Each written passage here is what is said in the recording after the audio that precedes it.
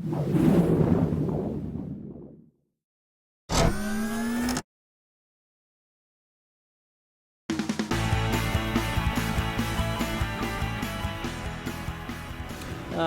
think the best corner for me I like is turn 6. You go up slight over a brow, the car gets a little light, and then when you turn in, it's quite a quick corner, it's like 4th gear, and you dip down, and then you got to make sure you don't run off the road on the exit, and it's a great corner.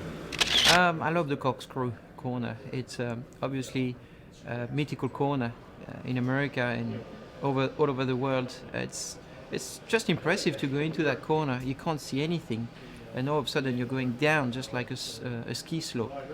It's an amazing feeling, and again, you have to be very precise with what you do, and the approach of that corner is very special. I'm not sure of the numbers, but there's a left-hander after the corkscrew downhill. And in these cars, we pull huge Gs through there, sort of 4 or 5 G. And the car, you have to have the steering exactly right as you go in the corner, because no matter how much assistance you have, the car completely locks out down there. And it's, I just love that corner. It's just so thrilling.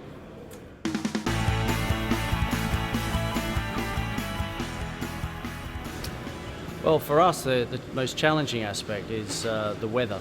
It gets quite cold, the tyres drop down in temperature and pressure, and restarts are extremely difficult. To keep the car on the track is not easy. I know that sounds strange, but when you've got cold tyres, tyre pressures are low on that particular surface, because it's a very fine surface. It's near impossible to go out quickly on your first lap. Traffic is very challenging. You got to go around the GT cars. The track is quite narrow, and you feel like it's a short track. So it's sandy on the outsides because the gravel traps are sands.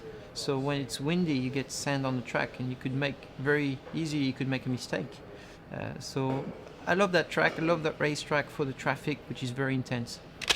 Most challenging aspect is the dust that surrounds the track. Sand, it gets pulled onto the track, and if you can imagine driving, sometimes we have the track where it's dry and you have a dry line, and you go out on slick tyres but it's wet offline, and that's almost the feeling at Laguna Seca. If you make any little errors on your line or you get offline, it really just sucks you into the dirt, and then it takes many laps to clean the tyres up. So you got to be very precise and stay on that one clean part of the track.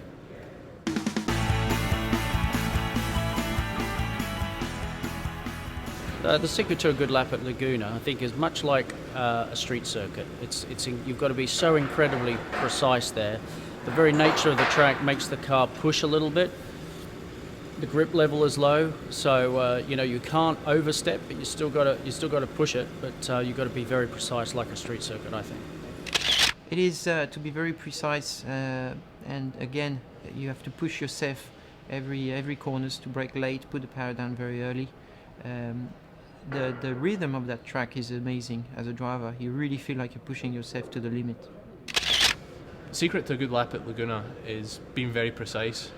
Using since the MotoGP went there, they flattened the curbs, so you have to use some of them. But if you take too much, you pick up dust, and it costs you time at the next corner. So it's very much about getting the flow right, and the corners in a lot of places lead into each other.